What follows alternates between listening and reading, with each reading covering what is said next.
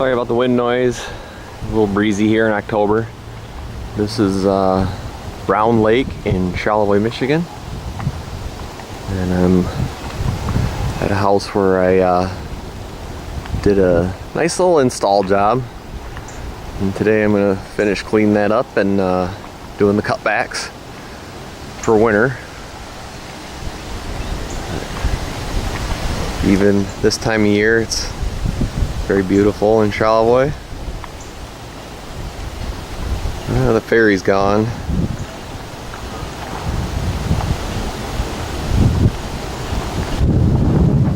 I'll take you down to the job. The job was a little hard because I had to wheel everything all the way down here. There's no real good access down there except for taking this hill all the way down. It seemed a little sketchy with anything motorized, so I ended up wheeling most of the material down here.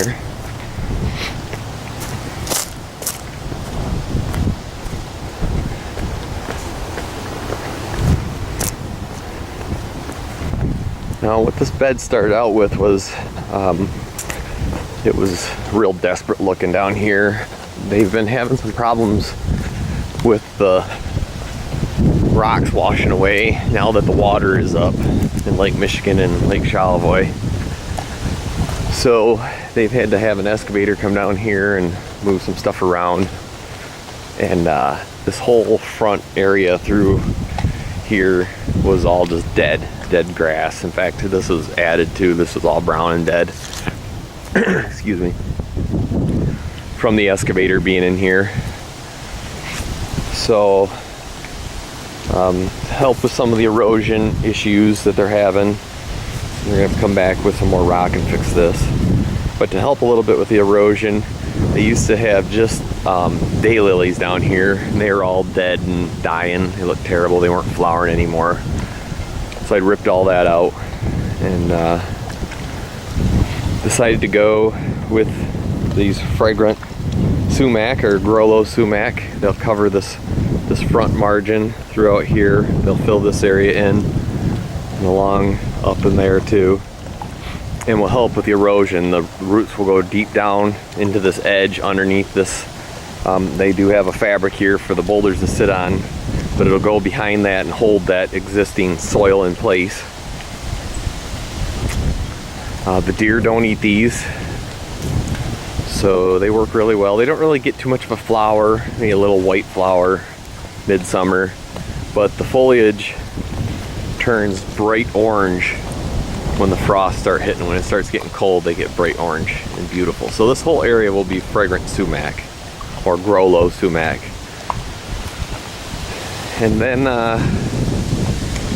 put in some more stuff that the deer aren't too fond of.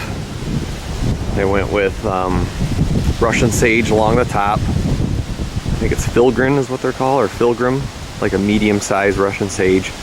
This faces south, so it gets full sun all day. Not a lot of water moisture, so I mulched it heavy also.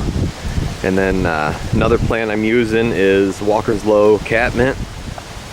And then I think it's solstice. Let me get one with the flower. I think it's solstice coneflower or echinacea. It gets really bright pink, so I'll have those popping up through the middle of the Walker's Low, the catmint. And then along the edge I used, where their dot comes in, I put in just a handful of snow ladies, and they stay real low and get a lot of blossoms. They're even blooming now in the late October. So when this fills in, it'll be pretty nice. And just repeated the same thing on the opposite side, just a little smaller.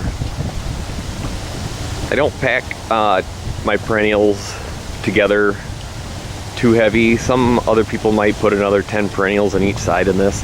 I like to keep the margins open and let the plants grow into their space a little bit. And then if you want to add more later, you always can. That initial cram and jam, as I call them, is really to get the plant count up and to get the money up, money and costs up. You know, to get the cost of the job up, make more money for the company. And since I'm just one guy, I don't necessarily need to do that. I do all right just installing this and then maintaining the rest of it for seasons to come. So anyway, it looks pretty nice. I'll back up a little bit. From the lake, this will look really nice once it's filled in. In the wind.